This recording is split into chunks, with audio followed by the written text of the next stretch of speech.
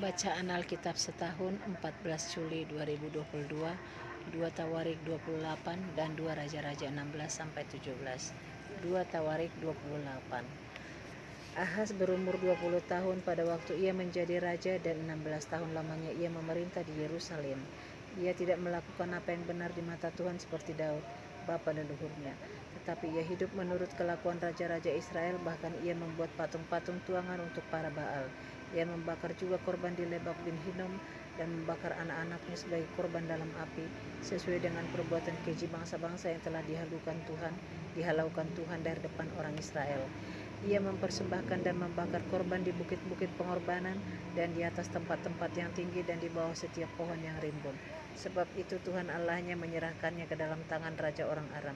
Mereka mengalahkan dia dan menawan banyak orang daripadanya yang diangkut ke Damsyik. Kemudian ia diserahkan pula ke dalam tangan raja Israel dan mengalami kekalahan yang besar.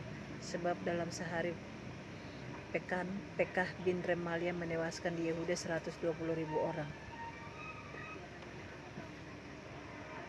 Semuanya orang-orang yang tangkas oleh karena mereka telah meninggalkan Tuhan Allah nenek moyang mereka. Dan Zikri pahlawan dari Efraim membunuh Maasih, anak raja, Azrikam, kepala istana, dan Elkana orang kedua di bawah raja. Orang Israel menawan dari saudara-saudaranya 200.000 orang, yakni perempuan-perempuan serta anak-anak lelaki dan anak-anak perempuan. Mereka merampas juga banyak harta milik daripada orang-orang itu dan membawa rampasan itu ke Samaria. Tetapi di sana ada seorang nabi Tuhan yang bernama Oded. Ia pergi menemui tentara yang pulang ke Samaria dan berkata kepada mereka, "Lihatlah, karena kehangatan murkanya kepada Yehuda, Tuhan Allah nenek moyangmu menyerahkan mereka ke dalam tanganmu, dan kamu telah mengadakan pembunuhan di antara mereka dengan kegeraman yang sampai ke langit. Dan sekarang kamu bermaksud menaklukkan orang Yehuda dan Yerusalem menjadi hambamu laki-laki dan perempuan. Tidak adakah pada kamu sedikit kesalahan yang besar terhadap Tuhan Allahmu? Maka sekarang dengarkanlah kataku ini. Kembalikanlah orang-orang yang kamu tawan dari saudara-saudaramu itu, karena murka Allah menyala-nyala terhadap kamu." Lalu bangkitlah beberapa pemimpin Bani Efraim, yakni Azaria bin Yohanan, Berekia bin Mesilemot, Yehizkia bin Salum, dan Amasa bin Hadlai, menghadapi orang-orang yang pulang dari perang, dan berkata kepada mereka, "Jangan bawa tawanan-tawanan itu kemari, sebab maksudmu itu menjadikan kita bersalah terhadap Tuhan dan menambah dosa dan kesalahan kita. Sudah cukup besar kesalahan kita, dan murka yang menyala-nyala telah menimpa Israel." Lalu orang-orang yang bersenjata itu meninggalkan tawanan dan barang-barang rampasannya di muka para pemimpin dan seluruh jemaah. Dan orang-orang yang ditunjuk dengan disebut namanya bangkit, lalu menjemput para tawanan itu. Semua orang yang telanjang mereka berikan pakaian dari rampasan itu. Orang-orang itu diberi pakaian, kasut, makanan, dan minuman. Mereka diurapi dengan minyak, dan semua yang terlalu payah untuk berjalan diangkut dengan keledai dan dibawa ke Yeriko, kota pohon korma, dekat saudara-saudara mereka. Sesudah itu orang Israel itu pulang ke Samaria. Pada waktu itu Raja Ahaz menyuruh utusan kepada Raja negeri Asyur untuk memohon bantuan, karena orang Edom telah datang pula dan mengalahkan Yehuda serta mengangkut tawanan-tawanan. Orang-orang Filistin juga telah menyerbu kota-kota di daerah bukit dan di tanah Negeb Yehuda. Mereka pun merebut Bet-Semes, Ayalom, Gederot, Soko dengan segala anak kotanya, Timna dengan segala anak kotanya, dan Gomjo dengan segala anak kotanya, dan menetap di kota-kota itu. Demikianlah Tuhan merendahkan Yehuda oleh karena Ahaz, raja Israel itu, membiarkan kebiadaban berlaku di Yehuda dan berubah setia kepada Tuhan. Maka datanglah Tilgat-Pineser, raja negeri Asyur, kepadanya, hanya bukan membantu dia, melainkan menyesatkannya. Walaupun Ahaz merampas barang-barang dari rumah Tuhan, dari rumah raja, dan dari rumah-rumah para pemimpin, dan menyerahkan semua itu kepada raja negeri Asyur, namun perbuatannya itu tidak menguntungkan dia. Dalam keadaan terdesak itu, Raja Ahaz ini malah semakin berubah setia terhadap Tuhan. Ia mempersembahkan korban kepada para allah orang Damsyik yang telah mengalahkan dia. Pikirnya, yang membantu raja-raja orang Aram adalah para allah mereka. Kepada mereka lah aku akan mempersembahkan korban, supaya mereka membantu aku juga. Tetapi allah-allah itulah yang menjadi sebab keruntuhan bagi dia, dan bersama-sama dengan dia bagi seluruh Israel. Ahaz mengumpulkan perkakas rumah Allah dan menghancurkannya. Ia menutup pintu rumah Tuhan, lalu membuat mesbah-mesbah bagi dirinya di segenap penjuru Yerusalem. Di tiap-tiap kota di Yehuda ia membuat bukit-bukit pengorbanan untuk membakar korban bagi Allah lain. Dengan demikian ia menyakiti hati Tuhan Allah nenek moyangnya. Selebihnya dari riwayatnya dan seluruh tingkah langkahnya dari awal sampai akhir, sesungguhnya semuanya itu tertulis dalam kitab Raja-Raja Yehuda dan Israel. Kemudian Ahaz mendapat perhentian bersama-sama dengan nenek moyangnya dan dikuburkan di dalam kota di Yerusalem, tetapi ia tidak dibawa ke pekuburan raja-raja Israel. Maka Hizkia anaknya menjadi raja menggantikan dia.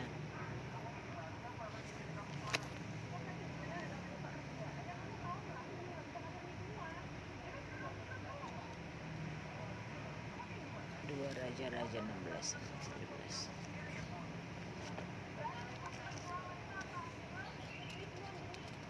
Dua Raja-Raja 16-17. Ahaz Raja Yehuda. Dalam tahun ke-17 zaman Pekah bin Remalia, Ahaz dan Yotam Raja Yehuda menjadi raja. Ahaz berumur 20 tahun pada waktu ia menjadi raja, dan 16 tahun lamanya ia memerintah di Yerusalem.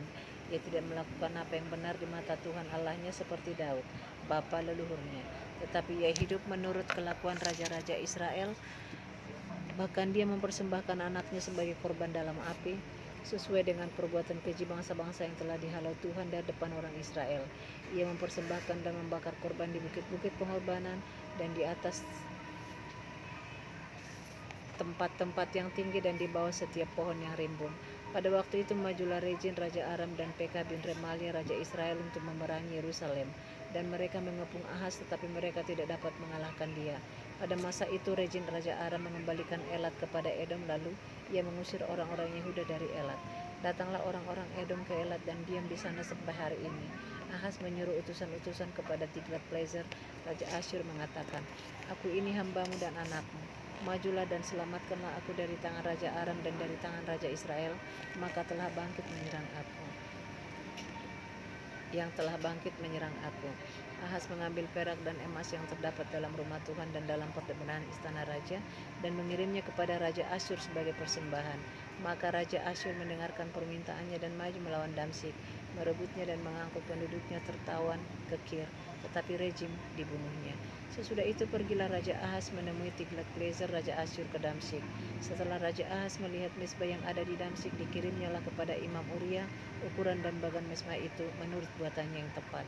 Lalu Imam Uria mendirikan mezbah tepat seperti keterangan dikirimkan Raja Ahaz dari Damsyik. Demikianlah dibuat Imam Uria menjelang datangnya Raja Ahaz dari Damsyik. Setelah raja pulang dari Damsyik, maka raja melihat mezbah itu. Lalu mendekatlah raja kepada mezbah itu, naik ke atasnya, membakar korban bakarannya dan korban sajiannya, mencurahkan korban curahannya di atas mezbah itu, dan menyiramkan darah korban keselamatannya kepadanya. Tetapi ia menyuruh menggeser mezbah tembaga yang ada di hadapan Tuhan dari depan rumah Tuhan, dari antara mezbah baru dengan rumah itu, dan menaruhnya di sebelah utara mezbah baru itu. Kemudian Raja Ahaz memerintahkan kepada Imam Uria, "Bakarlah di atas mezbah besar itu korban bakaran pagi dan korban sajian petang, juga korban bakaran dan korban sajian raja, lagi korban bakaran dan korban sajian dan korban-korban curahan seluruh rakyat negeri, dan siramkanlah kepadanya segenap darah korban bakaran dan segenap darah korban sembelihan, tetapi mezbah tembaga itu adalah urusanku." Lalu Imam Uria melakukan tepat seperti yang diperintahkan Raja Ahaz. Sesudah itu Raja Ahaz memotong papan penutup kereta penopang dan menyingkirkan bejana pembasuhan dari atasnya. Juga laut itu diturunkannya dari atas lembu tembaga yang mendukungnya dan ditaruhnya di atas alas batu. Selanjutnya demi Raja Asyur disingkirkannya dari rumah Tuhan serambi tertutup untuk hari Sabat yang telah didirikan pada rumah Tuhan, juga pintu masuk untuk raja yang di sebelah luar. Selebihnya dari riwayat Ahaz dan apa yang dilakukannya, bukankah semuanya itu tertulis dalam kitab sejarah Raja-Raja Yehuda? Kemudian Ahaz mendapat perhentian bersama-sama dengan nenek moyangnya, dan ia dikuburkan di samping nenek moyangnya di kota Daud. Maka Hizkia anaknya menjadi raja menggantikan dia. 2 Raja-Raja 17. Dalam tahun ke-12 zaman Ahaz Raja Yehuda, Hosea bin Ela menjadi raja di Samaria atas Israel. Ia memerintah 9 tahun lamanya. Ia melakukan apa yang jahat di mata Tuhan, tetapi bukan seperti raja-raja Israel yang mendahului dia. Salmaneser Raja Asyur maju melawan dia. Hosea takluk kepadanya serta membayar upeti. Tetapi Kedapatanlah oleh Raja Asyur bahwa di pihak Hosea ada persepakatan, karena Hosea telah mengirimkan utusan-utusan kepada So Raja Mesir dan tidak mempersembahkan lagi upeti kepada Raja Asyur seperti biasanya tahun demi tahun. Sebab itu Raja Asyur menangkap dia dan membelenggu dia dalam penjara. Kemudian majulah Raja Asyur menjelajah seluruh negeri itu. Ia menyerang Samaria dan mengepungnya 3 tahun lamanya. Dalam tahun ke-9 zaman Hosea, maka Raja Asyur merebut Samaria. Ia mengangkut orang-orang Israel ke Asyur, ke dalam pembuangan, dan menyuruh mereka tinggal di Halah di tepi sungai Habor, yakni sungai negeri Gozan, dan di kota-kota orang Madai. Hal itu terjadi karena orang Israel telah berdosa kepada Tuhan Allah mereka, yang telah menuntun mereka dari tanah Mesir, dari kekuasaan Firaun Raja Mesir, dan karena mereka telah menyembah Allah lain, dan telah hidup menurut adat istiadat bangsa-bangsa yang telah dihalau Tuhan dari depan orang Israel, dan menurut ketetapan yang telah dibuat raja-raja Israel. Dan orang Israel telah menjalankan hal-hal yang tidak patut terhadap Tuhan Allah mereka. Mereka mendirikan bukit-bukit pengorbanan dimanapun mereka diam, baik dekat menara penjagaan maupun di kota yang berkubu. Mereka mendirikan tugu-tugu berhala dan tiang-tiang berhala di atas setiap bukit yang tinggi dan di bawah setiap pohon yang rimbun. Di sana di atas segala bukit itu mereka membakar korban seperti bangsa-bangsa yang telah diangkut Tuhan tertawan dari depan mereka. Mereka melakukan hal-hal yang jahat sehingga mereka menimbulkan sakit hati Tuhan. Mereka beribadah kepada berhala-berhala walaupun Tuhan telah berfirman kepada mereka, janganlah kamu berbuat seperti itu. Tuhan telah memperingatkan kepada orang Israel dan kepada orang Yehuda dengan perantaraan semua dan nabi dan semua tukang tilik. Berbaliklah kamu daripada jalan-jalanmu dan yang jahat itu, dan tetaplah ikuti segala perintah dan ketetapanku sesuai dengan segala undang-undang yang telah kuperintahkan kepada nenek moyangmu dan yang telah kusampaikan kepada mereka dengan perantaraan hamba-hambaku para nabi. Tetapi mereka tidak mau mendengarkan, melainkan mereka menegarkan tengkuknya seperti nenek moyangnya yang tidak percaya kepada Tuhan Allah mereka. Mereka menolak ketetapannya dan perjanjiannya yang telah diadakan dengan nenek moyang mereka, juga peraturan-peraturan yang telah diperingatkannya kepada mereka. Mereka mengikuti dewa-dewa kesia-siaan, sehingga mereka mengikuti bangsa-bangsa yang di sekeliling mereka, walaupun Tuhan telah memerintahkan kepada mereka, janganlah berbuat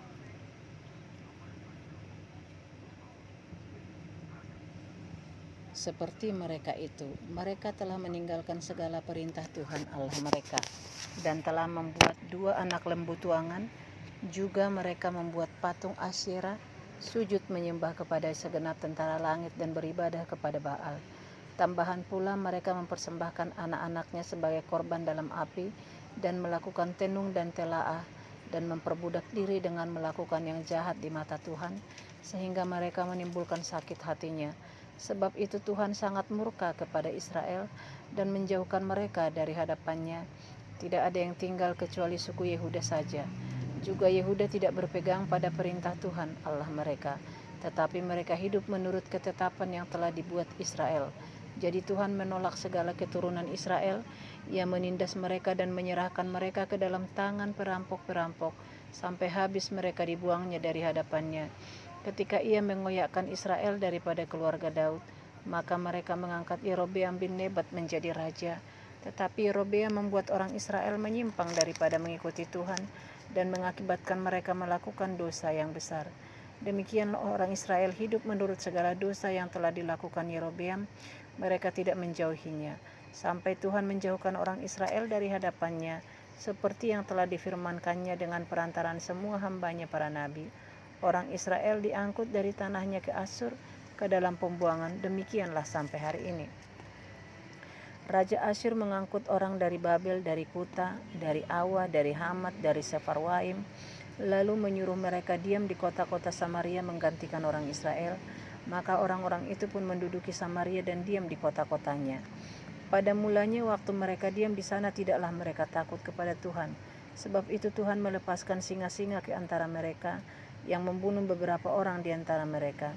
Lalu berkatalah orang kepada Raja Asyur, bangsa-bangsa yang Tuanku angkut tertawan dan yang Tuanku suruh diam di kota-kota Samaria, tidaklah mengenal hukum beribadah kepada Allah negeri itu. Sebab itu dilepaskannyalah singa-singa ke antara mereka yang sesungguhnya membunuh mereka. Oleh karena mereka tidak mengenal hukum beribadah kepada Allah negeri itu. Lalu Raja Asyur memberi perintah, suruhlah pergi ke sana salah seorang imam yang telah kamu angkut dari sana ke dalam pembuangan. Biarlah ia pergi dan diam di sana dan mengajarkan kepada mereka hukum beribadah kepada Allah negeri itu. Salah seorang imam yang telah mereka angkut dari Samaria ke dalam pembuangan pergi dan diam di Betel. Ia mengajarkan kepada mereka bagaimana seharusnya berbakti kepada Tuhan. Tetapi setiap bangsa itu telah membuat Allahnya sendiri dan menempatkannya di kuil di atas bukit-bukit pengorbanan yang dibuat oleh orang-orang Samaria. Setiap bangsa bertindak demikian di kota-kota yang mereka diami. Orang-orang Babel membuat patung Sukot Benot, orang-orang Kuta membuat patung Nergal, orang-orang Hamat membuat patung Asima, dan orang-orang Awa membuat patung Nibhas dan Tartak. Orang-orang Sefarwai membakar anak-anak mereka sebagai korban bagi Adramelek dan Anamelek, para allah di Sefarwaim. Di samping itu mereka berbakti kepada Tuhan dan mengangkat dari kalangan mereka imam untuk bukit-bukit pengorbanan. Maka orang-orang inilah yang melakukan ibadah bagi mereka di kuil di atas bukit-bukit pengorbanan itu. Mereka berbakti kepada Tuhan, tetapi dalam pada itu mereka beribadah kepada Allah mereka sesuai dengan adat bangsa-bangsa yang dari antaranya mereka diangkut tertawan. Sampai hari ini mereka berbuat sesuai dengan adat yang dahulu. Mereka tidak berbakti kepada Tuhan dan tidak berbuat sesuai dengan ketetapan, hukum, undang-undang dan perintah yang diperintahkan Tuhan kepada anak-anak Yakub yang telah dinamainya Israel. Tuhan telah mengadakan perjanjian dengan mereka dan memberi perintah kepada mereka, janganlah berbakti kepada Allah lain, janganlah sujud menyembah kepadanya, janganlah beribadah kepadanya, dan janganlah mempersembahkan korban kepadanya. Tetapi Tuhan yang menuntun kamu dari tanah Mesir dengan kekuatan yang besar dan dengan tangan yang teracung, kepadanyalah kamu harus berbakti, kepadanyalah kamu harus sujud menyembah dan mempersembahkan korban. Tetapi kamu harus berpegang kepada ketetapan-ketetapan, peraturan-peraturan, hukum dan perintah yang telah ditulisnya bagimu dengan melakukannya senantiasa dengan setia. Dan janganlah kamu berbakti kepada Allah lain. Janganlah kamu melupakan perjanjian yang telah kuadakan dengan kamu, dan janganlah kamu berbakti kepada Allah lain, melainkan kepada Tuhan Allahmu kamu harus berbakti. Maka ia akan melepaskan kamu dari tangan semua musuhmu. Tetapi mereka tidak mau mendengarkan, melainkan mereka berbuat sesuai dengan adat mereka yang dahulu. Demikianlah bangsa-bangsa ini berbakti kepada Tuhan, tetapi dalam pada itu mereka beribadah juga kepada patung-patung mereka, baik anak-anak mereka maupun cucu cicit mereka, melakukan seperti yang telah dilakukan nenek moyang mereka sampai hari ini. Demikian pembacaan Alkitab setahun hari ini. Terima kasih.